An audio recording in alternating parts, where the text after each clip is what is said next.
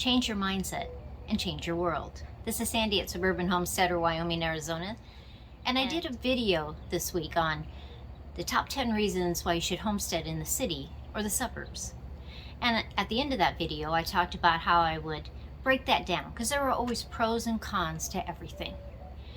And so today we're talking about changing your mindset. A friend of mine back home in Wyoming has lost about 175 pounds in a little over a year. No surgery, nothing like that. But one of the things he says is that he had to change his mindset. He had to change the way he looked at things. And that's why I think when you're homesteading in the city or the suburbs, you have to have that mindset of being a homesteader. Now you're not going to have 5 acres or 10 acres or 40 or 100 or more.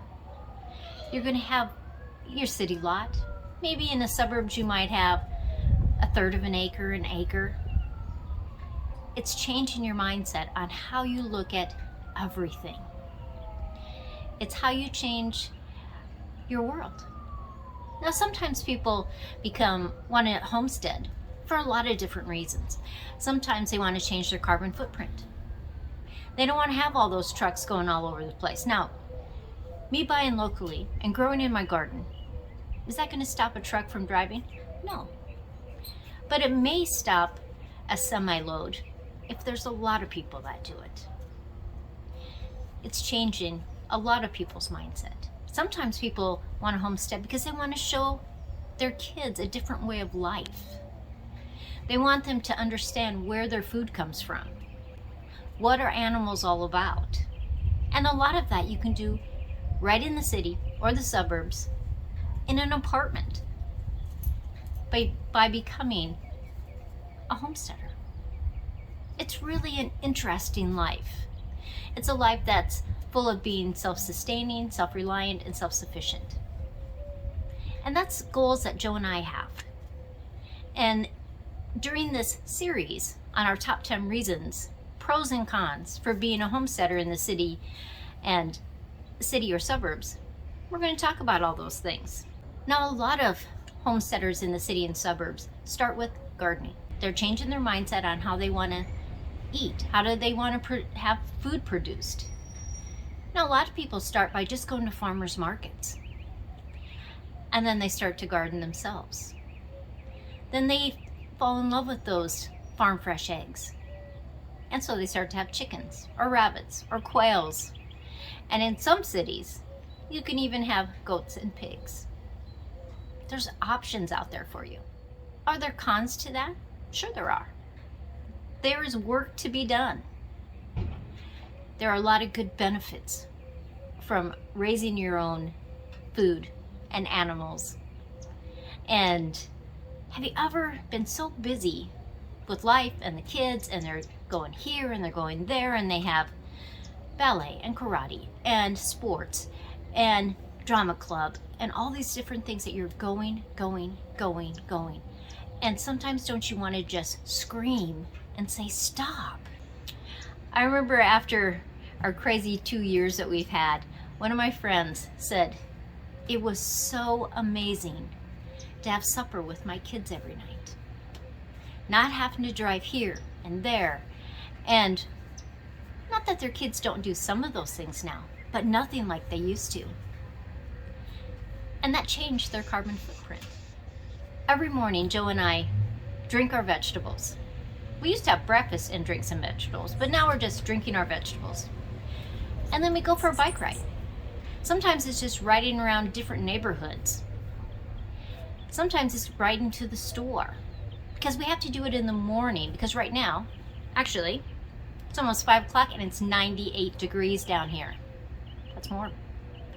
So in the middle of the afternoon, I do things inside. We come home, I water the gardens, I do the different things outside, and then we wait for the sun to start to go down, and then it is fabulous again. And I can do stuff in the gardens, I can do stuff outside, and we usually have a night ride on our bicycles. It's great exercise, it's healthy for us. We're not using any fuel other than our pedaling, because we changed our mindset. When you become a homesteader, not only are you making things yourself, growing things, you know my saying, make it, bake it, sow it, grow it. You're doing those things. But then all of a sudden you start looking at things different. You start buying things at the farmer's market that you don't produce. You start buying locally. You don't go on to Amazon for every single thing that you want. Not that I don't love Amazon, because I do. But it's a total change of mindset. You can turn your homestead in the city or suburbs into an amazing micro homestead. But the very first thing you have to do is change your mindset. You have to decide, this is what we want as a family. The nice thing about homesteading in the city or the suburbs is that you're close to amenities. You're close to the kids' school. You're using if you're tilling your garden, you might be using a rototiller instead of buying a tractor. Now, is there anything wrong with homesteading on a big hunk of land? No. But for the majority of people, that's usually just an idea, a dream.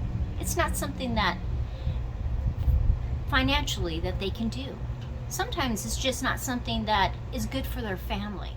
There's a lot of good things about being in the city or suburbs. There's a lot of things very close. So the balance between homesteading in the city and the suburbs is that you get to choose how much of that city life you want and how much of that homesteading life you want. Gardens, fruit trees, animals if you decide.